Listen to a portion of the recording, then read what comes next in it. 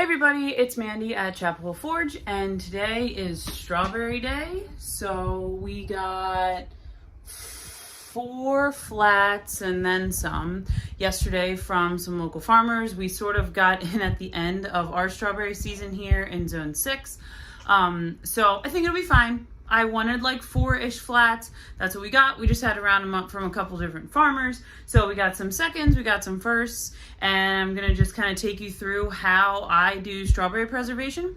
I'm all about diversifying your... Okay, sorry, somebody needed me. So, I'm all about diversifying my store. So I don't want to take like all of my strawberries and freeze dry all of them, or dehydrate all of them, or can all of them, or make them all into jam, or freeze all of them, or whatever. I really like to make sure that when I have big projects like this, that I do different things with them, because if I have a shelf fall and all of my jars break and all of my strawberries were put up as jam or strawberry topping, they're gone. If I freeze all of them and the grid goes down, our power goes out for extended period of time, we run out of gas for the generator, whatever, then all of my strawberries are gone or whatever. So I always try to make sure that I put things up in a variety of ways and just try to be good stewards of this fruit that someone else worked really hard to grow. So as you can see, I have my freeze dry trays out here and ready to go. I have my 4 flats of strawberries. There's 8 quarts per flat, so we have 32 quarts of strawberries that we're going to work through. We will probably try some in the dehydrator. That's not something we've done before, but I might try a run just to see what we think as a snack. And then the freeze dry trays, you can see that I have the strawberry tops on here. So I am going to freeze dry the tops and powder them and then use them in smoothies. So if you don't have a freeze dryer, I'll link my affiliate link for Harvest Right in the notes. Check it out. I know that everyone says about how expensive they are, and they definitely are, and I get it. Like, nobody is in a position to be spending any more money than they have to right now, but it is so worth it if you are really interested and serious about preserving food and diversifying your food stores. It is an amazing tool to have in your arsenal. If you have questions about freeze drying, let me know. We did a podcast on freeze drying on the Wayward Homesteaders. My friend Missy and I podcast on Apple Podcasts and Spotify. So there's a great podcast on there about freeze drying that I'll also link down below. So check them out. It's definitely worth it. It's worth learning about and understanding how it works. And yeah, so I have been all about powdering things. We've powdered green onions this year so far. We've powdered spinach.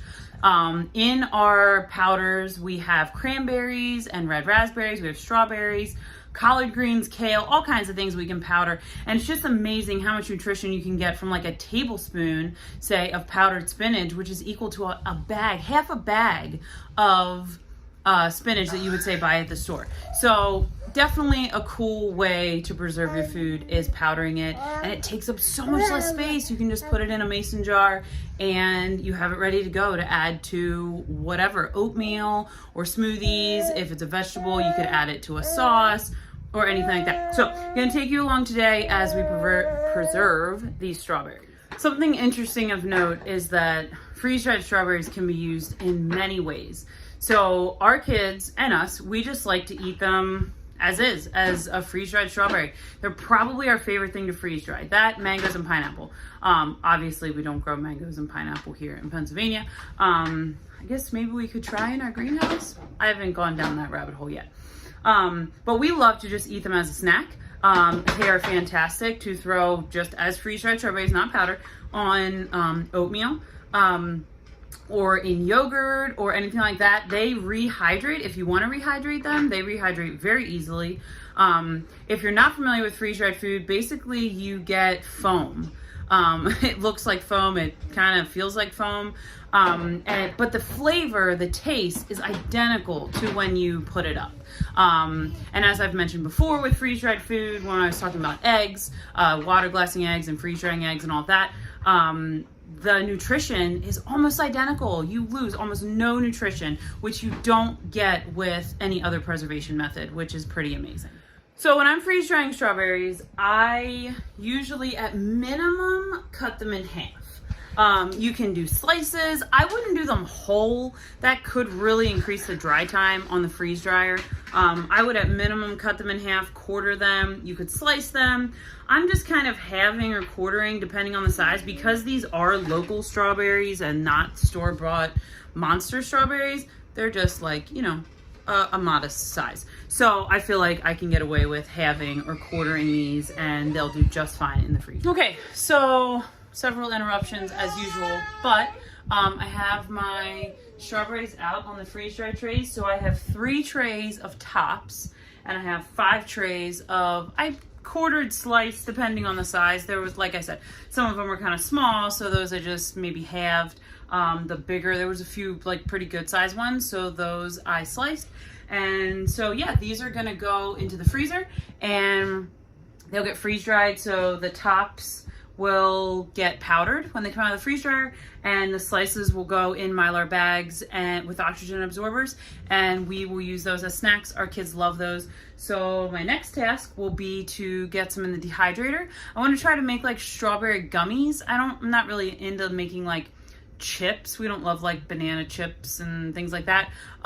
So I'm gonna try some strawberry gummies. This kind of be not new. I mean, I've dehydrated plenty of things, but I just want to try a few trays and see. And I mean, worst case scenario, they're strawberries. They're gonna taste good no matter what. So that's gonna be my next task. And then, so I have like 16, I have like 19 quarts left to go. So I'll probably take like the 3 quarts and put them in the dehydrator, and then my last 16, I probably will split them between freezing and making some strawberry sauce.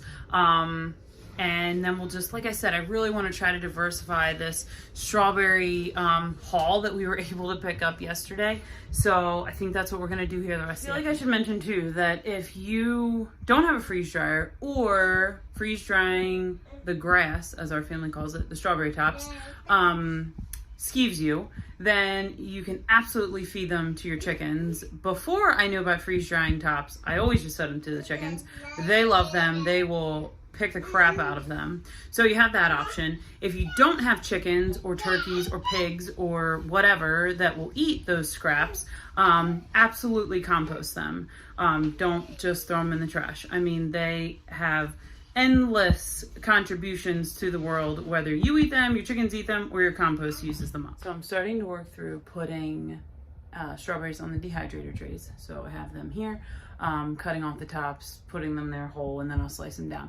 But something I was thinking about as I was doing these is, if you do have a dehydrator, or maybe even if you don't, if you have strawberries that are too soft to make into slices, they would be amazing to add to your freeze dryer trays and then make into powder. If you don't have a freeze dryer, you could simply just put the softer strawberries in the freezer. I mean, they're gonna get soft and mushy in the freezer anyway, so you might as well keep your nice sturdy ones for slices and then take your softer ones, not moldy, just soft, and put those in the freezer. So strawberries are just amazing because you literally are losing.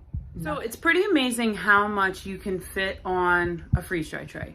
When you do it, you're like thinking, okay, I need all this airflow type space, especially if you're used to dehydrating. You know, in your dehydrator, that's how you're drying the food, is the air is just moving and drying the food.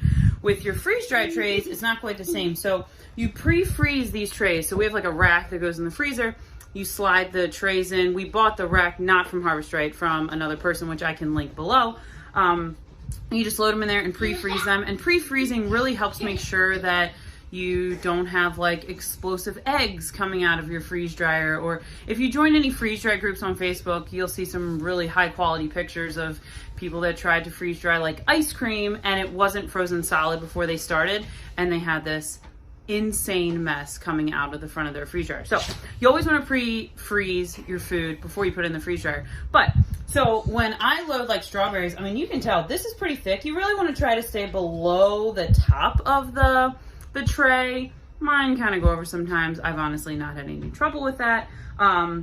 If you have liquids, like I said, you definitely want to make sure, like if you were going to do strawberry juice, which you could totally just do strawberry juice, you would want to make sure it's totally frozen solid. I usually have, so I have 2 sets of trays. It takes 4 trays in a machine. Well, the medium machine takes 4, and I have the medium one.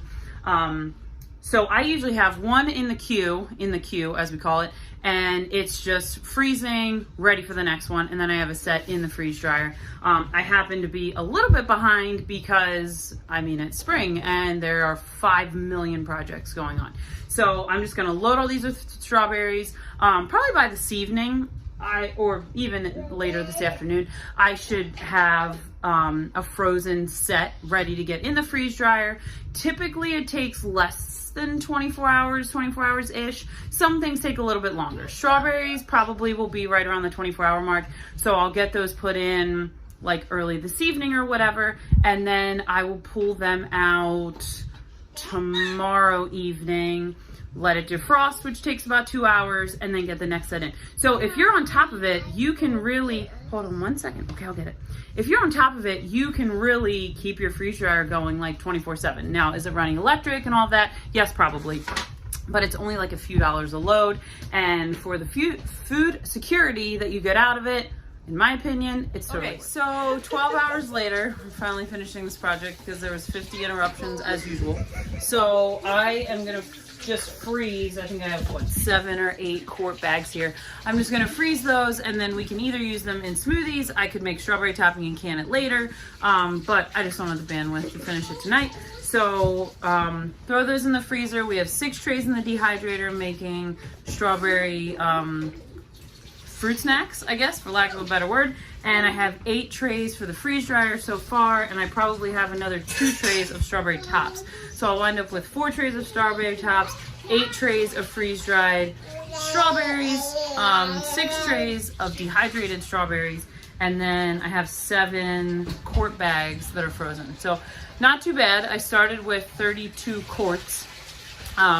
So not too bad for a day's work, and we'll have our strawberries put up in many different ways. I decided not to do jam this year because I had a bunch of jam from last year. I still have like 36 half pints, so I should have plenty to get us through, you know, till next year. Or I can make some with what I'm freezing. So that's what we're gonna do with strawberries this year. I think probably the next fruit that we'll be doing is blueberries. I should be getting those here soon. And we'll be putting them up in similar ways, and we'll do a video about those when we get to that point.